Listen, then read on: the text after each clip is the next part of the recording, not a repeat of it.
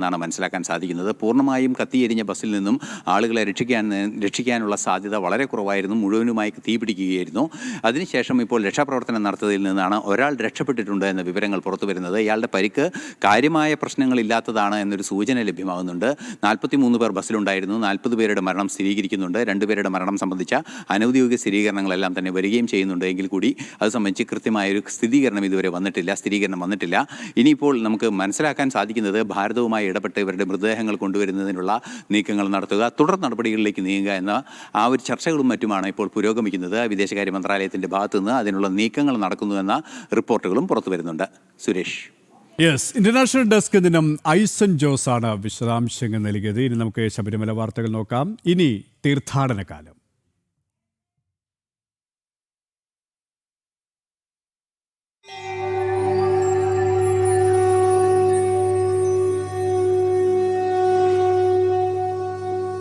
ശരണപാതയിൽ powered by The Advanced Center for Cosmetic Dermatology and Plastic Surgery, Bharat Hospital Initiative. Co-powered by Willy White Toothpaste. Marakanda, brush before bed with Willy White Toothpaste. Color mangata vrti, Lakeroll Car Shampoo. in association with Dhanlakshmi Bank. Banking on relationships forever. Wedding options എന്ന് പറഞ്ഞാൽ എല്ലാവർക്കും ഒരേ choice ആണ്. നമ്മുടെ സ്വയംവര silks. KSF-യുടെ പുതിയ harmony ചുറ്റിയുണ്ട്. ഉടനെ നീ അതിൽ ചേരണം. KSF, ഈ നാടിന്റെ ധൈര്യം.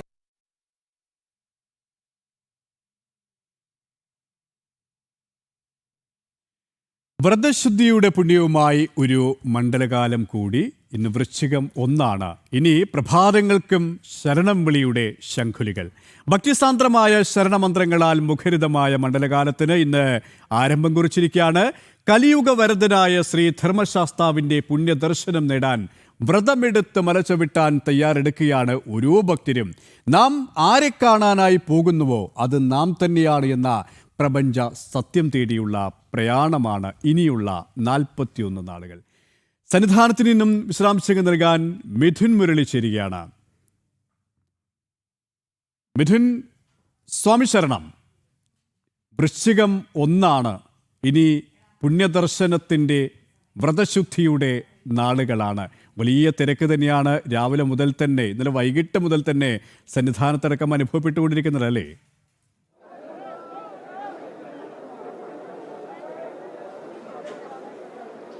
KP സ്വാമി ശരണം. ഇന്നലെ നട തുറന്നപ്പോൾ മുതൽ അനുഭവപ്പെടുന്ന തിരക്ക് അതേപടി തന്നെ തുടരുകയാണ്. ഭക്തജന പ്രവാഹം എന്ന് പറയാവുന്ന തരത്തിലുള്ള തിരക്കാണ് സന്നിധാനത്ത്. നടപ്പന്തലും ഫ്ലൈ ഓവറുമെല്ലാം ഭക്തജനങ്ങളാൽ തിങ്ങി നിറച്ചിരിക്കുന്ന കാഴ്ചയാണ് കാണുന്നത്. ഇന്നലെ 55,000-ഓളം ഭക്തജനങ്ങൾ ഇന്നലെ നട തുറന്ന ദിവസം മാത്രം ദർശനം നടത്തിയപ്പോൾ ഇന്ന് വലിയ തിരക്ക് അനുഭവപ്പെടുന്നു. 70,000-ആണ് വെർച്വൽ ക്യൂ ബുക്കിംഗ് ഓരോ ദിവസവും ഏർപ്പെടുത്തിയിരിക്കുന്നത്. 20,000 പേർക്ക് സ്പോട്ട് ബുക്കിംഗ് സൗകര്യം ക്രമീകരിച്ചിരിക്കുന്നു. ഡിസംബർ 3 വരെ വെർച്വൽ ക്യൂ ബുക്കിംഗ് പൂർത്തിയായിട്ടുണ്ട്. വരും മണിക്കൂറുകളിൽ വലിയ തിരക്ക് സന്നിധാനത്ത് അനുഭവപ്പെടും എന്ന് തന്നെ ഉറപ്പുവരുത്തുന്ന കാഴ്ചകളാണ് സന്നിധാനത്ത് കാണാൻ കഴിയുന്നത്. സന്നിധാനവും പരിസര പ്രദേശങ്ങളുമെല്ലാം ഭക്തജനങ്ങളാൽ തിങ്ങി നിറഞ്ഞിരിക്കുന്ന കാഴ്ച.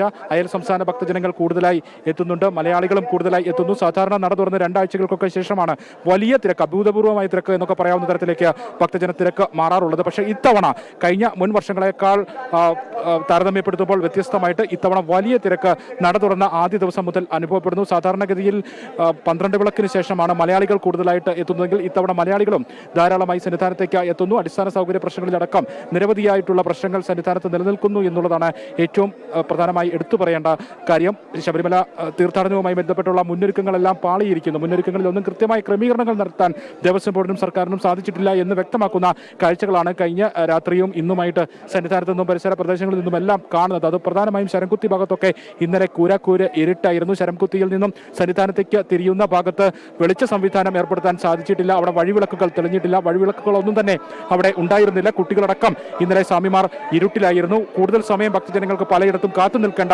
സാഹചര്യമുണ്ട്. വലിയ തിരക്കായതുകൊണ്ട് നടപ്പന്തലിലും താഴെ മരക്കൂട്ടത്തിന് താഴെയുള്ള ഭാഗങ്ങളിലുമെല്ലാം ഭക്തജനങ്ങളെ കൂടുതൽ സമയം തടഞ്ഞു നിർത്തിക്കൊണ്ടാണ് ഘട്ടം ഘട്ടമാണ് മല കയറ്റി വിടുന്നത്, നടപ്പന്തൽ വരെ എത്തിക്കുന്നത്. അപ്പോൾ കൂടുതൽ സമയം ഭക്തജനങ്ങൾക്ക് പലയിടത്തും കാത്തു നിൽക്കേണ്ട സാഹചര്യം വരുന്നുണ്ട്. ഇന്നലെ രാത്രി അങ്ങനെ കാത്തു നിൽക്കേണ്ട ഭക്തജനങ്ങളാണ് ഇരുട്ടിലായി പോയത്. അവിടെ വെളിച്ച സംവിധാനം ഏർപ്പെടുത്തിയിരുന്നില്ല. വെളിച്ചം സജ്ജമാക്കുന്നതിൽ വലിയ വീഴ്ച ഇന്നലെ മരക്കൂട്ടം ഭാഗത്ത് ഉണ്ടായി എന്നുള്ളതാണ് കാര്യങ്ങളാണ് ഏറ്റവും പ്രധാനമായി എടുത്തു പറയേണ്ടത്. പ്രത്യേകിച്ച് സ്വാമി അയ്യപ്പൻ റോഡിൽ കൃത്യമായ ഇടവേളകളിൽ വെളിച്ച സംവിധാനം ഏർപ്പെടുത്തിക്കൊണ്ട് മരക്കൂട്ടം മുതൽ സന്നിധാനം വരെയുള്ള ഭാഗങ്ങളിൽ ഈ എഴുന്നള്ളത്ത് നടക്കുന്ന വഴിയുണ്ട്. ആ ഭാഗത്ത് വെളിച്ച സംവിധാനം ഏർപ്പെടുത്തുന്നതിലാണ് വീഴ്ച സംഭവിച്ചത്. സ്വാമിമാർ ഇന്നലെ കൂരാക്കൂര് ഇരുട്ടിലായിരുന്നു. അവിടെ വഴിവിളക്കുകൾ ഒന്നും തന്നെ തെളിയിച്ചിട്ടില്ല. ഇതുവരെ വഴിവിളക്ക് ക്രമീകരണങ്ങൾ ഏർപ്പെടുത്തിയിട്ടില്ല. ഇനി ഇത്തരത്തിലുള്ള പരാതികൾ ഉയർന്നിരിക്കുന്ന സാഹചര്യങ്ങൾ എങ്കിലും അവിടെ ആ ഭാഗത്ത് ഭക്തജനങ്ങൾ കൂടുതലായി എത്തുന്ന അവിടെ അപകട ഭീഷണി ഉള്ളതാണ്. വന്യജീവികളുടെ ശല്യം ഉണ്ടാകും, ഒപ്പം തന്നെ ഇഴജന്തുക്കളുടെ ശല്യം അവിടെ ഉണ്ടാകും. വനമേഖലയാണ്. അതുകൊണ്ട് ആ ഭാഗങ്ങളിലൊക്കെ വെളിച്ച സംവിധാനം ഏർപ്പെടുത്തണമെന്നുള്ള കാര്യമാണ് അധികാരികൾക്ക് മുൻപിൽ ഇപ്പോഴും പറയാനുള്ളത്. ഒപ്പം തന്നെ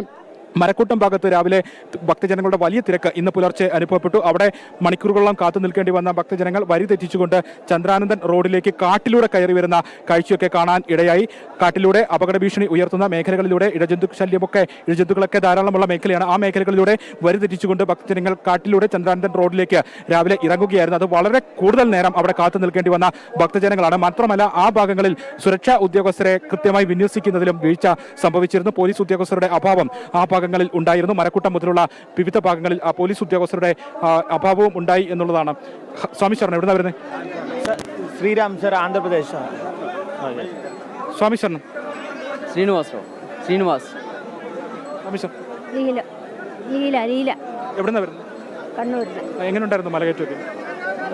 കൂടുതൽ സമയം കാത്തു നിൽക്കും? നിലക്കൽ നമ്മൾ കുറേ സമയം നിൽക്കേണ്ടി വന്നു. ബസ് കയറാൻ ഭയങ്കര വെള്ളവും കാര്യങ്ങളൊക്കെ.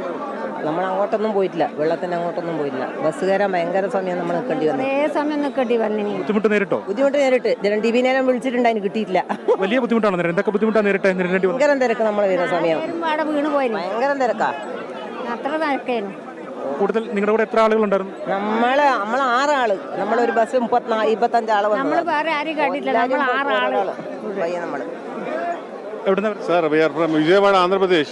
The crowd is more, facilities are not good. We entered in the line night at 12 o'clock.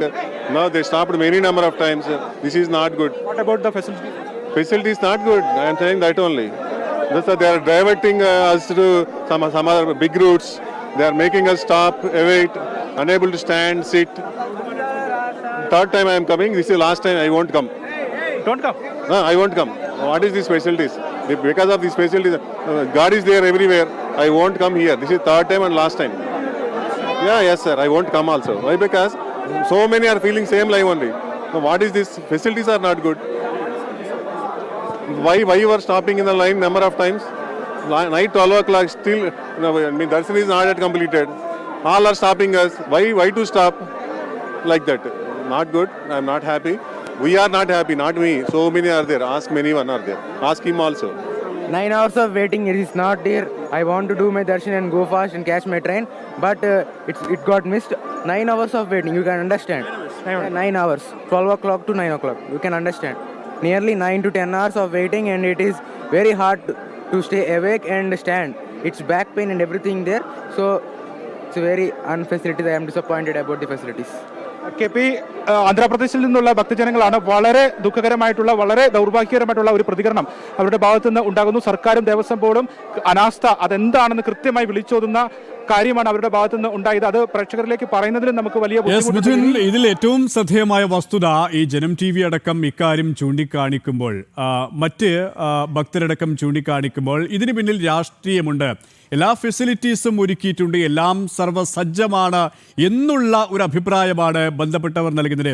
അത് ദേവസ്വം ബോർഡ് അധികൃതരായി കഴിഞ്ഞാലും മന്ത്രിയായി കഴിഞ്ഞാലും സർക്കാർ തലത്തിലായി കഴിഞ്ഞാലും. പക്ഷേ ഇതാ അന്യ സംസ്ഥാനങ്ങളിൽ നിന്നും എത്തുന്ന ഭക്തരടക്കം അതേ കാര്യമാണ് പറയുന്നത്.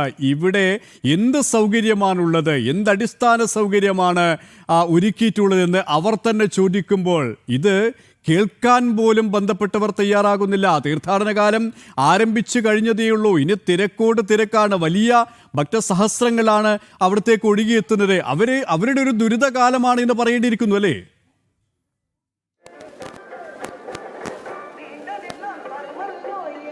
KP വളരെ വളരെ വളരെ വേദനിപ്പിക്കുന്ന ഒരു പ്രതികരണമാണ് ഇപ്പോൾ ആന്ധ്രാപ്രദേശിൽ നിന്നുമുള്ള ആ അയ്യപ്പൻ പറഞ്ഞത്. ഇനി ശബരിമലയിലേക്ക് ഒരുപക്ഷെ, കാരണം അയ്യപ്പസ്വാമിയെ എവിടെ ഇരുന്ന് വേണമെങ്കിലും മനസ്സുകൊണ്ട് പ്രാർത്ഥിക്കാമല്ലോ, താൻ ഇത്രയും ബുദ്ധിമുട്ട് തനിക്ക് നേരിടേണ്ടി വന്നു എന്നുള്ളതാണ് അദ്ദേഹത്തിന്റെ വാക്കുകളിൽ നിന്ന് വളരെ ദൗർഭാഗ്യപരമായി നമുക്ക് കേൾക്കേണ്ടി വന്നത്. ഒരു ഫെസിലിറ്റീസും ഒരുക്കിയിട്ടില്ല. 9 മണിക്കൂറോളം വരി നിൽക്കേണ്ടി വരുന്നു, ക്യൂ നിൽക്കേണ്ടി വരുന്നു, കാത്തു നിൽക്കേണ്ടി വന്നു. പക്ഷേ കാത്തു നിൽക്കാൻ തയ്യാറാണ്. അപ്പോഴും തങ്ങൾക്ക് ആവശ്യമായിട്ടുള്ള സൗകര്യങ്ങൾ ഒന്നും ഏർപ്പെടുത്തിയിട്ടില്ല എന്നുള്ളതാണ് ആന്ധ്രാപ്രദേശിൽ നിന്നുള്ള ആ അയ്യപ്പൻ പറഞ്ഞത്. വളരെ ദൗർഭാഗ്യകരമായിട്ടുള്ള അവസ്ഥയിലൂടെ കടന്നു പോകേണ്ടി വന്നു എന്ന് അദ്ദേഹം പറയുന്നു. ഇത് കേൾക്കേണ്ടതാണ്, അധികാരികൾ കേൾക്കേണ്ടതാണ്. നമ്മൾ ചൂണ്ടിക്കാണിച്ചതാണ് ഈ മുന്നൊരുക്കങ്ങൾക്ക് മുൻപ് എന്തൊക്കെ കാര്യങ്ങളിലാണ് ശ്രദ്ധ കേന്ദ്രീകരിക്കേണ്ടത് എന്നുള്ളത് നമ്മൾ ഒരു ദിവസം മുഴുവനും എടുത്ത് ചർച്ച ചെയ്തതാണ്. പക്ഷേ അധികാരികൾ കണ്ടു തുറന്നിട്ടില്ല, അല്ലെങ്കിൽ ഉറക്കം നടിക്കുന്നു എന്നതിൻ്റെ ഒരു പ്രതികരണം, അതിൻ്റെ ഒരു തെളിവായിട്ട് മാറുകയാണ് ഇപ്പോൾ ആന്ധ്രാപ്രദേശിൽ നിന്നും വന്ന ഭക്തൻ ജനൻ ടിവിയോട് പ്രതികരിച്ചത്. യാതൊരു അടിസ്ഥാന സൗകര്യങ്ങളുമില്ല, എല്ലാ കാര്യത്തിലും ബുദ്ധിമുട്ട് നേരിടേണ്ടി വന്നു, തീർത്തും കഠിനമായിട്ടുള്ള ദുരിതങ്ങൾ മാത്രം ഈ യാത്രയിൽ നേരിടേണ്ടി വന്നു എന്നുള്ളതൊക്കെ പറയുന്നത് കേൾക്കേണ്ടി വരുന്നത് വളരെ ബുദ്ധിമുട്ടുള്ള കാര്യം തന്നെയാണ്. എന്തായാലും അങ്ങനെയുള്ള കാര്യങ്ങൾ ഈ അയൽ സംസ്ഥാനങ്ങളിൽ നിന്നുള്ള ഭക്തജനങ്ങൾ പറയുന്നതെങ്കിലും കേട്ടിട്ട്, ഇന്ന് ആദ്യ ദിവസമാണ് മണ്ഡലകാലത്തിന്റെ, ഇനിയുള്ള ദിവസങ്ങളിലെങ്കിലും ഇത്തരം ദുരിതങ്ങൾ ഭക്തജനങ്ങൾക്ക് ഉണ്ടാക്കാതിരിക്കട്ടെ എന്ന് മാത്രമാണ് അധികാരികളോട് പറയാനുള്ളത്. ഇനി ഇതുപോലെയുള്ള പ്രതികരണങ്ങൾ ഉണ്ടാകാതിരിക്കട്ടെ എന്ന് മാത്രമാണ് നമുക്ക് ആശിക്കാനുള്ളത്, ആഗ്രഹിക്കാനുള്ളത്, അയ്യപ്പസ്വാമിയോട് പ്രാർത്ഥിക്കാനുള്ളത്. അത്തരത്തിലുള്ള ക്രമീകരണങ്ങൾ ഒരുക്കട്ടെ എന്ന് മാത്രം പറയേണ്ടത്. മണിക്കൂറുകളോളമാണ് ഭക്തജനങ്ങൾക്ക് പലയിടത്തും, അത് എരുമേലി മുതൽ എരുമേലി, നിലയ്ക്കൽ, പമ്പ എന്നിവിടങ്ങളിലെല്ലാം മണിക്കൂറുകളോളം ഭക്തജനങ്ങൾക്ക് ക്യൂ നിൽക്കേണ്ടി വരുന്നു, കാത്തു നിൽക്കേണ്ടി വരുന്നു. നേരത്തെ ആന്ധ്രാപ്രദേശിൽ നിന്നുള്ള ആ ഭക്തൻ പറഞ്ഞത് 9 മണിക്കൂർ കാത്തു നിൽക്കേണ്ടി വന്നു എന്നുള്ളതാണ്. പക്ഷേ ആ സമയത്ത് പോലും കൃത്യമായ അടിസ്ഥാന സൗകര്യങ്ങൾ ഭക്തജനങ്ങൾക്ക് ചെയ്തു കൊടുക്കേണ്ടതുണ്ട്, ക്രമീകരണങ്ങൾ ഒരുക്കേണ്ടതുണ്ട്, ഭക്ഷണം, വെള്ളം അടക്കമുള്ള കാര്യങ്ങൾ ക്രമീകരിക്കേണ്ടതുണ്ട്. അതിലൊക്കെ വീഴ്ച വരുത്തിയത് കൊണ്ടാണ് ഇത്രയും ബുദ്ധിമുട്ടുണ്ടാക്കുന്ന ഒരു പ്രതികരണം അയ്യപ്പസ്വാമിയെ കാണാൻ വന്ന ആ ഭക്തന്റെ അന്യ സംസ്ഥാനത്തിൽ നിന്ന്, അയൽ സംസ്ഥാനത്ത് നിന്ന് ദുരിതങ്ങൾ താണ്ടി ഇവിടേക്ക് എത്തിയ ആ ഭക്തന്റെ പ്രതികരണമായിട്ട് നമുക്ക് കേൾക്കേണ്ടി വന്നത്. ആ കാര്യങ്ങളിലൊന്നും സർക്കാർ ശ്രദ്ധ ചെലുത്തിയിട്ടില്ല എന്നുള്ളതിന്റെ ഒരു ഉദാഹരണമായിരുന്നു ആ പ്രതികരണം എന്ന് പറയേണ്ടിയിരിക്കുന്നു. ഇന്ന് ഫ്ലൈ ഓവറും നടപ്പന്തലും എല്ലാം ഭക്തജനങ്ങളാൽ തിങ്ങി നിറഞ്ഞിരിക്കുകയാണ്. പല ഘട്ടങ്ങളായിട്ടാണ് ഭക്തജനങ്ങളെ മല കയറ്റി വിടുന്നത്. മല കയറി വരുമ്പോൾ പലയിടത്തും തടയുന്നുണ്ട്. ഒപ്പം നടപ്പന്തലിൽ മണിക്കൂറുകളോളം കാത്ത് നിൽക്കേണ്ടി വരുന്നുണ്ട്. അങ്ങനെ കാത്തു നിൽക്കേണ്ടി വരുന്ന ഭക്തജനങ്ങൾക്ക് കൃത്യമായ സൗകര്യങ്ങൾ ഏർപ്പെടുത്തുക എന്നുള്ളത് ഒരു ഭക്തന്റെ അടിസ്ഥാന ആവശ്യമാണ്. അതാണ് ചെയ്തു കൊടുക്കേണ്ടത് തിരുവിതാംകൂർ ദേവസ്വം ബോർഡും സർക്കാരും. പക്ഷേ അത് ചെയ്യുന്നില്ല. ഓരോ മണ്ഡലകാലത്തും ഈ പ്രശ്നങ്ങളെല്ലാം ആവർത്തിച്ചു വരുന്ന പ്രശ്നങ്ങൾക്ക് അടുത്ത മണ്ഡലകാലത്ത് പോലും പരിഹാരം കാണുന്നില്ല എന്ന് പറയുന്നത് വളരെ വേദനയോടുകൂടി മാത്രമേ നമുക്ക് പറയാൻ സാധിക്കുന്നുള്ളൂ. അയൽ സംസ്ഥാന ഭക്തജനങ്ങൾ കൂടുതലായി എത്തുന്ന ദിവസങ്ങളാണ്. കർണാടകയിൽ നിന്നും ആന്ധ്രയിൽ നിന്നും തമിഴ്നാട്ടിൽ നിന്നൊക്കെ പറയുന്ന ഭക്തജനങ്ങൾ കൂടുതലായി എത്തുന്ന ദിവസമാണ്. മലയാള നാട്ടിലേക്ക് ഭക്തജനങ്ങൾ ഒഴുകിയെത്തുകയാണ്. ആ ഒഴുകിയെത്തുന്ന ഭക്തജന പ്രവാഹം എന്ന് പറയുന്ന ആ സാഹചര്യത്തിലാണ് ഇങ്ങനെയുള്ള പ്രതികരണങ്ങൾ അയൽ സംസ്ഥാന ഭക്തജനങ്ങളിൽ നിന്നും കേൾക്കേണ്ടി വരുന്നത് എന്നുള്ളതാണ്. എന്തായാലും ഇനി ആദ്യ ദിവസം തന്നെ എല്ലാ കാര്യങ്ങളിലും മുന്നൊരുക്കങ്ങളിൽ പാളിച്ച സംഭവിച്ചു എന്നത് ഭക്തജനങ്ങളുടെ പ്രതികരണങ്ങളിൽ നിന്ന് തന്നെ തെളിവായിട്ട് നമുക്ക് മനസ്സിലാക്കാൻ സാധിക്കുന്നു, ബന്ധപ്പെട്ട അധികാരികളിലേക്ക് എത്തിക്കാൻ സാധിക്കുന്നു. മാത്രമല്ല ഇവിടെ നിന്ന് കാണുന്ന കാഴ്ചകളും അങ്ങനെയൊക്കെ തന്നെയാണ്. അടിസ്ഥാന സൗകര്യ പ്രശ്നങ്ങൾ നേരത്തെ നമ്മൾ ചൂണ്ടിക്കാണിച്ചതുപോലെ വെളിച്ച സംവിധാനം ഒരുക്കുന്നതിൽ, കുടിവെള്ളം ഒരുക്കുന്നതിൽ, വിരിവെക്കുന്നതിന് സൗകര്യം ഒരുക്കുന്നതിൽ, അങ്ങനെ എല്ലാ കാര്യങ്ങളിലും പ്രശ്നങ്ങൾ നേരിടുകയാണ്. ഇതിനൊരു പരിഹാരം ഇനിയെങ്കിലും ഉണ്ടാകണം എന്ന് മാത്രമാണ് നമുക്ക് പറയാനുള്ളത്. തന്നെയാണ് അയ്യനെ കാണാൻ ഭക്തരിങ്ങനെ ഒഴുകിയെത്തുമ്പോൾ യാതൊരുവിധ അടിസ്ഥാന സൗകര്യങ്ങളും ബന്ധപ്പെട്ടവർ ഒരുക്കിയിട്ടില്ല എന്നതാണ് യാഥാർത്ഥ്യം. ആന്ധ്രാപ്രദേശിൽ നിന്നും വന്ന ഭക്തനടക്കം സൂചിപ്പിച്ചത് അക്കാര്യം തന്നെയാണ്. എന്ത് സൗകര്യമാണ് ഇവിടെയുള്ളത്, എന്ത് പ്രാഥമിക ആവശ്യങ്ങൾക്കുള്ള സൗകര്യമാണ് ബന്ധപ്പെട്ടവർ ഒരുക്കിയിട്ടുള്ളത്? ഇങ്ങനെയാണെങ്കിൽ ഇത്രത്തോളം ദൂരം താണ്ടി വരേണ്ടതില്ലല്ലോ. അയ്യനെ മനസ്സുകൊണ്ട് കാണാം, തത്വമസിയാണ്, അവിടെ ഇരുന്നു കൊണ്ട് നമുക്ക് അയ്യനെ കാണാം, അയ്യനോട് പ്രാർത്ഥിക്കാം. എന്തിന് ഈ അടിസ്ഥാന സൗകര്യം പോലുമില്ലാതെ ഒരുക്കാത്ത ഈ ഒരു സ്ഥലത്ത് വരുന്നു എന്നാണ് ആ അന്യ സംസ്ഥാനത്ത് നിന്ന് വന്ന ഭക്തൻ പോലും ചോദിക്കുന്നത്.